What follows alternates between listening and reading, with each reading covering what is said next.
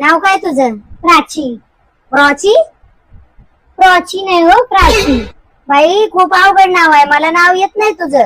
लग्न झाल्यास ना मी तुझं धोंडाबाई नाव ठेवणार आहे. म्हणजे कसं हे धोंडे हे कर, हे धोंडे ते कर म्हणता येते मला. स्वयंपाक कुणी केलाय? माझ्या मम्मीने पूर्ण स्वयंपाक केलाय आणि बोलली की पाहुण्यांना सांग की मीच पूर्ण स्वयंपाक केलाय. लय मोठ्या मनाची आहे माझी मम्मी. शिक्षण काय झालंय तुझं? माझी 2 वर्षापूर्वी 12वी झाली आहे. आता सध्या काय चालू आहे?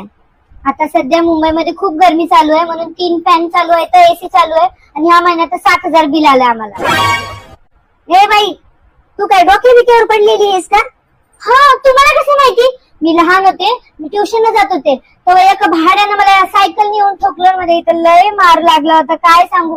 आभाळ वारे वादन आलं तर लय डोकं दुखतंय. ओ मावशी, काय झालं? नाही, तुम्हाला खरं बोलत